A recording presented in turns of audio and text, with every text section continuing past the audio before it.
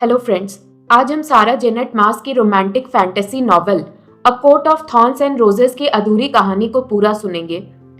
अगर आपने इस नॉवल का फर्स्ट पार्ट नहीं सुना है तो मेरे चैनल पर जाकर इसका फर्स्ट पार्ट जरूर सुन लें। A court of thorns and roses की कहानी एक मामूली लड़की फेरा और एक फे हाईलॉर्ड टैमलिन की है। कहानी में हमने अब तक देखा कैसे एक फे एंड्रस को मारने के जुर्म में फेरा को एंड्रस की जान के बदले फे की दुनिया प्रीथियन में टैमलिन के साथ एक बंदी बनकर आना पड़ा था। फे की दुनिया इतनी भी निर्दयी और खराब नहीं थी जैसा अब तक फेरा ने बचपन से कहानियों में सुना था। वो धीरे धीरे खुद भी इस दुनिया का एक हिस्सा बनने लगी थी। टैमलिन, जिसने फेरा को सजा के तौर पर फे की दुनिया में लाया था, वो खुद ही अब फेरा से प्यार में पड़ने लगा था। पर फे की दुनिया जितनी जादुई है उतनी खतरनाक भी, और इन्हीं खतरों को मद्देनजर रखते हुए टैमलिन ने फेरा को वापस इंसानी दुनिया में भेजने का फैसला कर लिया था। टैमलिन ने फेरा से अपने प्यार का इजहार करते हुए फेरा का जाने का बंदोबस्त कर दिया था। तो चलिए सुनते हैं आगे इस कहानी में क्या होता है। फेरा जाने के लिए तैयार थी।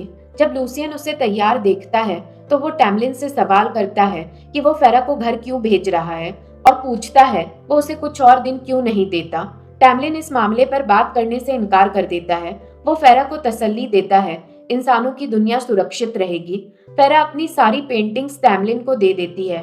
टैमलिन वादा करता है कि वो उससे फिर मिलेगा। टैमलिन फेरा से कहता है वो उससे प्यार करता है। फेरा रथ में बैठती है लेकिन वो उसे वापस आई लव यू नहीं कहती। जैसे ही रथ जंगलों में प्रवेश करता है, फेरा को जादू की खुशबू महसूस होने लगती है और वो सो जाती है। जब वो जागती है तो वो एक बड़े घर के सामने होती है जो सेवकों से भरा था। वो अपनी बहनों को देखती है लेकिन वो उसे पहचान नहीं पाते। बहनों को लगता है उनकी मासी रिप्लेक का देहांत हो गया है और फेरा को उनकी दौलत मिल गई है। पूरे परिवार पर एक जादू हो रखा था जिससे परिवार भूल जाता है फेरा आखिर कहाँ गई थी और उसके साथ क्या हुआ था। फेरा को समझ आता है टैमलिन ने उसके परिवार के लिए कितना अच्छा प्रबंध किया था।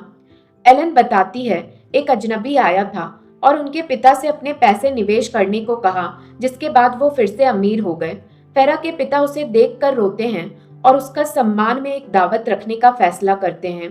फेरा को टैमलिन को छोड़ने का पछतावा होता है और उसे सूरियल की सलाह याद आती है जब सूरियल ने फेरा को कहा था उसे टैमलिन के साथ ही रहना चाहिए। टैमलिन ने जो ट्रंक फेरा के साथ भेजे थे वो भी कपड़े और दौलत से भरे थे। फेरा का पूरा परिवार 8 साल के बाद गरीबी छोड़ अपनी समृद्धि देखकर बेहद खुश था।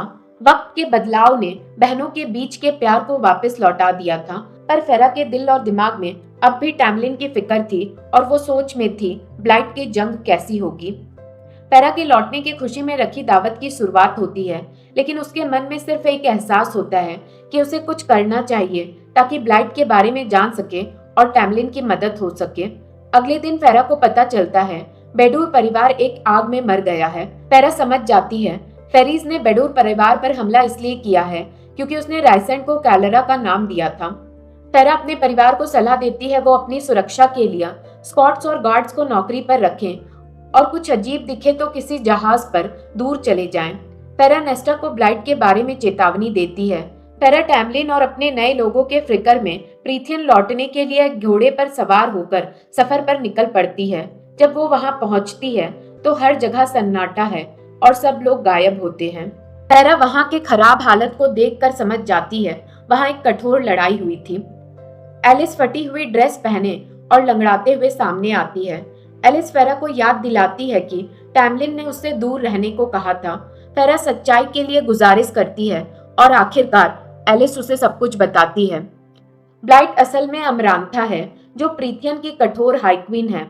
अमरांथा पहले हाइब्रेन की एक इमर्सी थी और इंसानों के खिलाफ जंग में एक खतरनाक जनरल भी। उसकी छोटी बहन क्लाइथिया एक इंसानी योद्धा जूरियन से प्यार कर बैठी थी। जूरियन ने क्लाइथा को धोखा देकर मार डाला, जिसने अमरांथा को इंसानों के प्रति नफरत को भड़का दिया। अमरांथा ने प्रीथियन पर राज करना चाहा, इसलिए उसने छुपकर अपनी सेना भेजी और हाई लॉर्ड्स को जहर देकर उनका जादू को छीन लिया। अमरांथा टैमलिन को अपना प्रेमी बनाना चाहती थी और जब टैमलिन ने मना कर दिया तो वो गुस्से से भर गई। बदले के रूप में अमरांथा ने टैमलिन पर एक श्राप थोपा। इस श्राप को तोड़ने के लिए उसके पास 49 साल थे, ताकि वो एक इंसानी लड़की को जो बिना वजह फेरीज से इतनी नफरत करती हो कि उनमें से एक को मार दे, उससे अपना प्यार जता सके। अमरांथा ने श्राप को और मुश्किल बनाने के लिए टैमलिन के कोर्ट के सब लोगों पर मास्क पहनाकर उन्हें श्राप के बारे में एक शब्द कहने से रोका। एंड्रस एक भेड़िया के रूप में दीवार पार करके टैमलिन की मदद करने के लिए आया था और समझौता एक छल था ताकि फेरा प्रीथियन जाकर श्राप तोड़ दे। अगर फेरा ने टैमलिन से प्यार का इजहार कर दिया होता तो वो उसे उसकी शक्तियां और जमीन को आजाद करा सकती थी। टैमलिन ने श्राप खत्म होने से 3 दिन पहले उसे वापस भेज दिया। यह सुनकर फेरा फैसला करती है वो अमरंथा के कोर्ट में अंडर द माउंटेन जाएगी और टैमलिन को बचा लेगी, चाहे उसके लिए उसे अपनी जान क्यों न देनी पड़े। फेरा एक धनुष, तीरों और 2 छुरियां लेकर एलिस के साथ जंगल के रास्ते के जरिए अंडर द माउंटेन कोर्ट के लिए निकल पड़ती है। फेरा टैमलिन को आजाद करने के लिए दृढ़ता और निश्चय से भरी होती है। एलिस उसे इस जंगल के 3 नियम बताती है। पहला, वाइन मत पीना। दूसरा, कोई समझौता मत करना जब तक वो जिंदगी और मौत का मामला ना हो। तीसरा, किसी पर भरोसा मत करना। एलिस एक ऐसी बात का भी इशारा देती है जो फे अब तक नहीं बता पा रहे और फेरा से कहती है कि वो सुनने में ध्यान दे। फेरा अपने शिकार करने की क्षमताओं का इस्तेमाल करके भूल भुलैया जैसे गुफा में रास्ता ढूंढती है और आखिरकार अटोर के सामने आती है। अटोर फेरा को घसीटकर सिंहासन कक्ष में ले जाता है जहां एक जश्न हो रहा होता है। अटोर फेरा को जमीन पर धक्का दे देता है। अमरांथा अपने काले सिंहासन पर बैठी होती है। उसके पास टैमलिन भी बैठा होता है। अमरांथा ने एक इंसानी हड्डी की अंगूठी और एक ऐसी अंगूठी पहनी होती है जिसमें एक आंख होती है। अटोर फेरा को मजबूर करता है कि वो अपने आने की वजह बताए, टैमलिन को बचाने के लिए जो उसका प्यार है। टैमलिन कोई प्रतिक्रिया नहीं दिखाता। अमरांथा पूछती है कि वो फेरा को क्यों ना मार दे। उसके बाद वो मजाक करते हुए बेडोर को मारने का घमंड करती है और दीवार पर लटकी हुई बेडोर की अत्याचारी लाश की तरफ इशारा करती है। टैमलिन यह दावा करता है उसने कभी फेरा को नहीं देखा, लेकिन अमरांथा जानती है वो झूठ बोल रहा है। अमरांथा फेरा को एक समझौता देती है। अगर वो 3 काम पूरी कर लेती है हर एक महीने के पूर्णिमा की रात को, तो अमरांथा टैमलिन को आजाद कर देगी। तब तक फेरा को एक कैद खाने में रहना पड़ेगा और कोर्ट में घर का काम करना पड़ेगा। अगर फेरा हार जाती है तो उसे मार दिया जाएगा। 3 चुनौतियों के अलावा एक और रास्ता है। अगर फेरा एक पहेली का सही जवाब दे देती है तो अमरांथा तुरंत श्राप तोड़ देगी। फेरा को एलिस की सलाह याद आती है कि वो कोई समझौता ना करे, पर उसके पास दूसरा रास्ता नहीं होता और वो अमरांथा के शर्तों को स्वीकार कर लेती है। स्वीकार करने के तुरंत बाद 3 फेरीज फेरा को मारते हैं जब तक वो बेहोश नहीं हो जाती। पिटाई के बाद फेरा अपने कैद खाने में दर्द से उठती है। लूसियन उसके कैद खाने में आता है और पूछता है क्या उसे अपना होश खो दिया है। लूसियन फेरा को कहता है उसे वहां नहीं होना चाहिए था, पर फेरा जिद करती है उसे टैमलिन से मिलना था और बताना था वो भी टैमलिन से प्यार करती है। लूसियन उसकी टूटी नाक को ठीक करता है और जादू का इस्तेमाल करके उसके दर्द और सूजन को मिटा देता है। वो फेरा को बताता है जब तक 3 परीक्षा खत्म नहीं होती सारे हाईलॉर्ड्स को पहाड़ों के नीचे रोका जाएगा। वो यह भी पुष्टा कर देता है कि अमरांथा के पास जो हड्डी और आंख है वो जूरियन की थी, वही इंसान जो उसकी बहन को धोखा दे गया था। लूसियन पहरेदारों के आने से पहले गायब हो जाता है। 2 फेरीज फेरा को घसीटकर सिंहासन कक्ष में ले जाते हैं। फेरा अपना नाम बताने से इनकार करती है। जब अमरांथा राइसेंट से पूछती है क्या यह वही लड़की है जो उसने टैमलिन के मैनोर में देखी थी, तो वो कहता है कि सारे इंसान एक जैसे दिखते हैं। अटोर लूसियन को आगे लाता है ताकि अमरांथा उसे पीड़ा देकर सच बुलवाए। फेरा लूसियन की रक्षा के लिए जल्दीबाजी में अपना नाम बता देती है। अमरांथा फेरा को पहेली सुनाती है और दोहराती है कि अगर वो उसका जवाब दे देती है तो वो टैमलिन और उसका कोर्ट से तुरंत जा सकते हैं। फेरा अपनी इंसानी कमियों को दोष देती है, वो जवाब नहीं दे पा रही थी। वो दिन तक अपने कैद खाने में बंद फेरा पहेली पर ध्यान देती है। जब पहरेदार आते हैं तो वो जानती है कि पूर्णिमा हो चुकी है और उसके पहले परीक्षा का वक्त आ गया था। पहरेदार फेरा को अखाड़े में ले जाते हैं जो एक शोर मचाती भीड़ से भरा होता है। वो उसे एक मंच के सामने फेंक देते हैं जहां अमरांथा और टैमलिन बैठे होते हैं। उनके इर्द गिर्द प्रीथियन के 6 अन्य लॉर्ड भी होते हैं। एक पंख वाला प्राणी फेरा को एक गहरी कीचड़ भरी भूल भुलैया में गिरा देता है। इस भूल भुलैया में एक विशाल कीड़ा होता है जिसके मुंह में तेज दांतों की कई कतारें होती है। फेरा उस प्राणी से फिसलती हुई कीचड़ में भागती है। धीरे धीरे फेरा को समझ आता है कि कीड़ा अंधा है। उसे यह भी समझ आता है कि भूल भुलैया में हड्डियां भरी हुई है जिन्हें वो कीचड़ भरे दीवारों पर चढ़ने के लिए सीढ़ी बनाती है। फेरा एक गड्ढे के तले में तेज हड्डियां लगाती है और अपने आप को कीचड़ से ढक लेती है ताकि कीड़ा उसकी खुशबू ना समझ सके, और गड्ढे से बाहर चली जाती है। राइसेंड उसकी योजना को समझ लेता है और भीड़ में उसे मुस्कुरा कर देखता है। फेरा अपने हाथ को काट कर खून की खुशबू कीड़ा तक पहुंचाने के लिए भागती है, बिना यह जाने कि वो प्राणी कहाँ है। लूसियन चेतावनी देता है कीड़ा उसकी बाईं तरफ है। ठीक उसी समय जब प्राणी कीचड़ की दीवार को तोड़ कर आता है, फेरा उसे गड्ढे की ओर ले जाती है। कीड़ा उसका पीछा करते हुए गड्ढे में गिर जाता है और हड्डियों के नोकीले पर सूली चढ़ जाता है। फेरा अमरांथा की पहली चुनौती जीत जाती है। अमरांथा कहती है कि पूरे कोर्ट ने उसके खिलाफ शर्त लगाई थी, बस एक व्यक्ति को छोड़कर। जब फेरा अपने कैद खाने में पहुंचती है तो उसे पता चलता है उसका हाथ बुरी तरह से टूट गया है। जिसने फेरा की जीत पर बाजी लगाई थी वो राइसेंड था। राइसेंड फेरा के सामने आता है और उसे कहता है कि उसने उसकी पहली चुनौती जीतने पर पैसा लगाया था और उसने उससे काफी पैसे कमाए हैं। वो फेरा को अपना हाथ ठीक करने का प्रस्ताव देता है, पर उसके लिए हर महीने 2 हफ्तों तक फेरा को नाइट कोर्ट में राइसेंड के साथ रात बिताना होगा। राइसेंड फेरा को बताता है अमरांथा ने लूसियन को सजा दी है क्योंकि उसने उसकी चुनौती के दौरान उसकी मदद की। फेरा पहले राइसेंड को जहन्नुम में जाने को कहकर इनकार करती है, पर जैसे ही राइसेंड जाने वाला होता है, फेरा अपने फैसले पर फिर से सोचती है। वो कहती है वो नाइट कोर्ट में 5 दिन रहेगी। दोनों एक हफ्ते पर समझौता बना लेते हैं। राइसेंड उसका हाथ पकड़ता है और उसका दर्द बुखार सब कुछ दूर कर देता है। फेरा अपना बायां हाथ उठाकर देखती है और पाती है उसके हाथ के उंगलियों से लेकर कोहनी तक काला घूमता हुआ टैटू है, जिसमें उसके हाथ के बीच में एक आंख बनाया गया है। फेरा राइसेंड के धोखे देने पर इल्जाम लगाती है और वो उसे तैमलिन को बताने की धमकी देती है। राइसेंड गायब हो जाता है। कैद खाने के गार्ड अब फेरा को रोज एक नए और मुश्किल भरे काम सौंप देते हैं, जिसको करने के अलावा फेरा के पास कोई रास्ता नहीं होता। फेरा को उसकी दूसरी पहेली भी मिल चुकी थी और इस बार जब राइसेंड फेरा से मिलने आता है, फेरा उससे पहेली का जवाब पूछती है। अमरांथा ने किसी को भी फेरा की मदद करने से इनकार किया था। उसके बावजूद भी फेरा की यह हिम्मत और जुर्रत देखकर राइसेंड उससे प्रभावित होता है। वो झट से फेरा के मिले काम को जादू से पूरा कर देता है और गार्ड्स को फेरा को कोई भी काम देने से मना करता है। बिना किसी काम फेरा सिर्फ पहेली के बारे में सोचती है और अपने हाथ पर बने आंखों को देखती है। 4 दिन बाद राइसेंड 2 हाई-फाई औरत को भेजता है और फेरा को सजाकर झिलझिले कपड़ों में लाने कहता है। राइसेंड फेरा को अपने साथ मिडसमर के उत्सव पर ले जाता है। फिर कांटों वाले कमरे में राइसेंड अमरांथा को बताता है उसने फेरा से एक समझौता किया है। वो हर महीने 1 हफ्ते के लिए उसके साथ रहेगी। टैमलिन कुछ नहीं कहता, लेकिन फेरा देख सकती है वो अपनी कुर्सी के आर्मरेस्ट पर अपनी उंगलियों को काफी जोर लगा रहा है। राइसेंड फेरा को शराब पिलाकर पूरी रात नचाता है। फेरा को एलिस की शराब नहीं पीने की बात याद आती है, पर उसके पास कोई रास्ता नहीं था। लूसियन फेरा के पास आता है और उसे कहता है उसे अपने हाथ का इलाज करवाने के लिए राइसेंड के साथ समझौता नहीं करना चाहिए था, बल्कि लूसियन का इंतजार करना चाहिए था।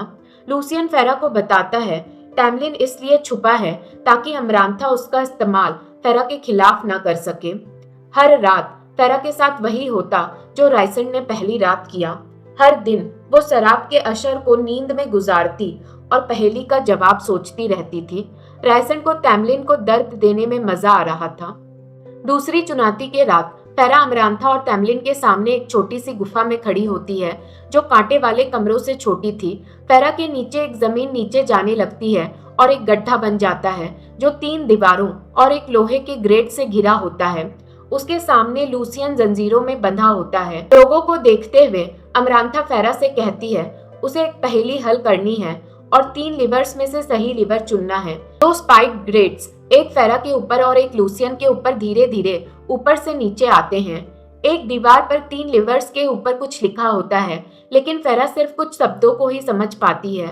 लूसियन उसे अपना फैसला जल्दी करने के लिए कह रहा होता है और फेरा घबरा जाती है। जब स्पाइक्स उसके करीब आ जाते हैं, जब वो दूसरा लिवर पकड़ती है, पहला लिवर छूने पे उसके हाथ में भारी दर्द महसूस होता है। जब वो तीसरा लिवर पकड़ती है, कोई दर्द नहीं होता। वो तीसरा लिवर खींचती है और स्पाइक्स रुक जाता है। फेरा अपने घुटनों पर गिर जाती है और रो पड़ती है। तब उसे अपने दिमाग में एक आवाज सुनाई देती है जो कहती है, रोना बंद करो और अमरांथा का सामना करो। फेरा खुद को संभालती है और अपना सर ऊंचा कर कर बाहर निकलती है, लेकिन अपने कैद खाने में जाकर फिर से रोने लगती है। रायसंड आता है और उसके चेहरे से आंसू चाट लेता है। वो कहता है कि आज की रात वो उसका इस्तेमाल नहीं करेगा, लेकिन अगली रात उसे अपना बेहतरीन प्रदर्शन देना होगा। वो उसे तुरंत कहता है, वो जानता है वो पढ़ नहीं सकती है, लेकिन वो किसी को यह बताएगा नहीं। फेरा अपने हाथ पर बनी आग को गाली देती है, लेकिन समझ जाती है रायसंड ने उसकी जान बचाई है। फेरा पहेली को छोड़ देती है। उसे लगता है तीसरी चुनौती उसे मार डालेगा। वो रायसंड के नौकरों के साथ रात के दावत के लिए जाते हैं। अटोर के आने की आवाज सुनाई देती है। वो छुप जाते हैं और अटोर और हाइब्रन के हाइकिंग के लोगों के बीच बातचीत सुनती है। वो अमरांथा के समझौते से खुश नहीं थे, खासकर क्योंकि जूरियन के साथ उसके पागलपन में किंग को जंग में हरवा दिया था। फेरा को एलिस की बात याद आती है जो उसने कहा था, अपने सेंसेस पर विश्वास मत करो। फेरा अकेली अपने सेल में होती है जब उसे अजीब और खूबसूरत धुन सुनाई देती है, जो उसे खूबसूरत फूल, पेड़, रंग, बादल और एक महल दिखता है जो आसमान में था। वो रोती है और याद करती है वो टैमलिन के लिए लड़ रही है। फेरा अपने हाथ में बने आंख के टैटू को देखती है और अपनी आखिरी चुनौती के बारे में सोचती है जो अब बस 2 दिन दूर है। उस रात की पार्टी में टैमलिन फेरा के पास आता है और अपनी उंगलियों से फेरा को छूकर उसके साथ आने का इशारा करता है। टैमलिन उसे एक अंधेरे कमरे में ले जाता है जहां वो दोनों करीब आते हैं। रायसंड उन्हें देख लेता है और उनकी बेइज्जती करता है, पर टैमलिन के शरीर से फेरा के शरीर के दाग को मिटा देता है और टैमलिन को जाने देता है। जाते जाते टैमलिन फेरा से कहता है वो उससे प्यार करता है। फेरा रायसंड से उसके इस मामले में दिलचस्पी पर सवाल उठाती है। रायसंड नाराजगी में आकर फेरा के साथ जबरदस्ती करीबियां बनाता है, जिसे टैमलिन भी देख लेता है। बाद में उसे उसकी गलती का एहसास होता है। वो फेरा के कैद खाने में जाकर उसे याद दिलाता है, अगर फेरा कल की चुनौती में हार गई तो वो मर जाएगी और सबको बर्बाद कर देगी और अमरांथा हमेशा के लिए राज करेगी। अगर फेरा सफल होती है तो टैमलिन अमरांथा को मार देगा। रायसंड ने फेरा को टैमलिन का गुस्सा भड़काकर उसे हमला के लिए तैयार किया है। रायसंड कहता है वो बस फेरा के हाथों और कमर को ही छूता है ताकि वो टैमलिन के सामने अपनी बेगुनाही का दावा कर सके और अपने आप को बचाए। वो यह भी बताता है अमरांथा ने उसे इसलिए मोहरा बनाया है क्योंकि उसके पिता ने टैमलिन के पिता और भाइयों को मार दिया था और अमरांथा उसके पिता के पापों का बदला लेना चाहती थी। फेरा को समझ आता है कि रायसंड उसकी मदद कर रहा है। रायसंड भी कहीं न कहीं फेरा से प्यार में था। फेरा अपनी तीसरी और आखिरी चुनौती के लिए तैयार होती है। पहले के मुकाबले भीड़ ज्यादा शोर नहीं मचाती। फेरा टैमलिन को बताती है कि वो उससे प्यार करती है, पर टैमलिन कोई प्रक्रिया नहीं देता। क्योंकि फेरा अब तक पहेली का जवाब नहीं दे पाई थी, चुनौती शुरू होता है। गार्ड 3 फेरीज को लाते हैं जिनके सर पर कपड़े के बैग्स होते हैं। उन्हें फेरा के सामने घुटनों पर बैठने पर मजबूर किया जाता है। नौकर 3 तकिए लाते हैं जिनके ऊपर ऐशवुड के डैगर रखे होते हैं। फेरा की आखिरी चुनौती यह है वो इन निर्दोष फेरीज के दिल में छुरा घोंपे। पहले तो फेरा को लगता है वो यह काम नहीं कर सकती, लेकिन फिर वो अपना मन बदलती है, यह सोचकर वो टैमलिन, प्रीथियन और इंसानी दुनिया को बचाएगी। जब पहली फेरी माफी मांगती है, दूसरी प्रार्थना करती है, फेरा उन दोनों को छुरा भोंक देती है। तीसरी फेरी को छुरा मारने के बाद फेरा सोचती है वो छुरा अपने दिल में घुसा ले। गार्ड्स तीसरी फेरी का हाथ तोड़ते हैं और टैमलिन का चेहरा दिखाई देता है। अमरांथा के पास खड़ा टैमलिन असल में आटोर होता है जो भेष बदल कर आया होता है। फेरा एक भयानक फैसले का सामना करती है, टैमलिन को मारकर अपनी और उसकी कोर्ट की जान बचाए या खुद को मार ले, जिससे अमरांथा को सब पर अपना कंट्रोल बनाए रखने का मौका मिले। उसे एलिस की सलाह याद आती है, अपने आसपास की बातों को सुनो, कुछ ऐसा जो उस कर्ज के हिस्सों को समझाने में मदद दे जो वो खुलकर नहीं कह सकते थे। उसे गार्डन में अठोर के साथ हुई मुलाकात और खुली दरवाजा याद आता है जब टैमलिन और लूसियन कर्ज के बारे में बात कर रहे थे। टैमलिन चाहता था वो उस बात को सुन ले। फेरा को समझ आता है कि अमरांथा टैमलिन को चाहती है और उसे मारना नहीं चाहेगी। फेरा अपनी पुरानी बातें याद करती है, फिर डाइनिंग रूम में लूसियन और टैमलिन को कहते हुए याद करती है कि टैमलिन का दिल पत्थर का है, जो अटोर ने गार्डन में भी कहा था। फेरा को यकीन हो जाता है अगर टैमलिन का दिल सच में पत्थर का है तो वो ऐशूट का छुरा भी उस पर असर नहीं करेगा। जब फेरा ने टैमलिन को गले लगाया था उसे उसकी धड़कन नहीं महसूस होती। फेरा छुरा उठाती है, टैमलिन की तरफ आगे बढ़ती है और उसके सीने में छुरा घोंप देती है। टैमलिन जोर से चीख उठता है और उसका खून बहने लगता है, लेकिन छुरा किसी सख्त चीज से टकराता है जिससे उसकी नोक मुड़ जाती है। रायसेंड मुस्कुराता है, अमरांथा का चेहरा सफेद पड़ जाता है। हालांकि अमरांथा ने कहा था अगर फेरा पहेली का जवाब दे देती है तो वो तुरंत टैमलिन और उसके कोट को आजाद कर देगी, लेकिन यह बात टास्क पर लागू नहीं होती। अमरांथा कहती है वो उन्हें तभी आजाद करेगी जब वो चाहेगी। अमरांथा अपने जादू का इस्तेमाल करके फेरा पर हमला कर देती है, उसे जमीन पर जोर से पटकती है और उसकी हड्डियां तोड़ देती है। अमरांथा कहती है कि अगर फेरा अपने प्यार को टैमलिन के लिए झूठा साबित कर देगी तो वो रुक जाएगी। रायसेंड ऐशूट का छुरा लेता है और अमरांथा पर झपटता है, लेकिन वो उसे रोक देती है और अपने जादू से उसका बुरा हाल कर देती है। फेरा अमरांथा से विनती करता है वो यह सब बंद कर दे, लेकिन वो यह कहने से इनकार करती है कि उसका टैमलिन के लिए प्यार झूठा है। टैमलिन भी अमरांथा से यह अत्याचार रोकने की गुहार लगाता है। दर्द से तड़पती हुई फेरा पहेली के बारे में सोचती है। उसके दिमाग में टैमलिन, अपना समय, अंडर द माउंटेन और बहनें याद आती है। फेरा जोरदार आवाज में कहती है पहेली का जवाब प्यार है। जैसे ही वो कहती है वो देखती है टैमलिन की आंखें बंद हो जाती है, जबकि फेरा की रीढ़ की हड्डियां टूट जाती है। फेरा किसी और की आंखों से सब कुछ देख रही होती है। उसका टूटा फूटा शरीर जमीन पर पड़ा होता है। लूसियन अपना मास्क हटा लेता है, उसके आंखों में आंसू होते हैं। टैमलिन अमरांथा पे गरजता है, उस पर एक सुनहरा प्रकाश डालता है और अपने बीस्ट रूप में उस पर झपट पड़ता है। वो अमरांथा का गला पकड़कर उस पर हमला करता है। अटोर और गार्ड्स अपनी रानी की मदद करने की कोशिश करते हैं, लेकिन भीड़ में मौजूद फेरीज और हाइफे उन्हें रोक लेते हैं। लूसियन एक तलवार टैमलिन की तरफ उछालता है। टैमलिन उस तलवार को अमरांथा के सर के पार चला देता है और उसका गला चीर देता है। फेरा को समझ आता है वो रायसेंड की आंखों से देख रही थी। टैमलिन अपना बीस्ट रूप छोड़ देता है और फेरा को अपनी बाहों में लेकर रोने लगता है। लूसियन के पिता, जो एक हाईलॉर्ड थे, आगे बढ़ते हैं और फेरा के सीने पर चमकदार रोशनी गिराते हैं। फिर अलग अलग कोर्ट के हाईलॉर्ड्स भी यही करते हैं। रायसेंड आगे आता है यह कहकर कि हाईलॉर्ड्स ने फेरा को उपहार दिया है जो उन्होंने पहले कुछ ही लोगों को दिया था। टैमलिन के हाथ में एक चमकदार रोशनी दिखाई देती है। वो फेरा से कहता है वो उससे प्यार करता है और अपना हाथ उसके सीने पर रख देता है। फेरा को ऐसा लगता है जैसे वो पानी के ऊपर तैर रही हो। वो सांस लेती है। फेरा को समझ आता है कि वो जिंदा है। उसकी त्वचा चमक रही होती है। वो अब हाइफे बन चुकी है। टैमलिन कहता है यह उसे बचाने का इकलौता तरीका था। अमरांथा मर चुकी है और जिन लोगों को उसने अपने श्राप में जकड़ रखा था वो सब आजाद हैं। टैमलिन का सुनहरा मास्क जमीन पर पड़ा होता है। फेरा अपने हाथ टैमलिन के सीने पर रखती है और उसके धड़कनों को महसूस करती है। अटोर, लूसियन के भाई, बदतमीज फेरीज और रायसेंड सब गायब हो गए थे। कुछ फे जश्न मना रहे थे और कुछ हैरान रह गए थे। स्प्रिंग कोर्ट के हाईफे और फेरीज ने टैमलिन और फेरा का शुक्रिया अदा किया।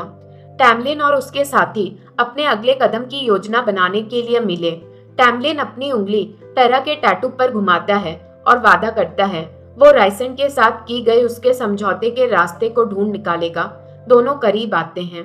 एक शक्ति फेरा को नींद से जगा देती है, जो उसे बालकोनी तक ले जाती है जहां रायसेंड होता है।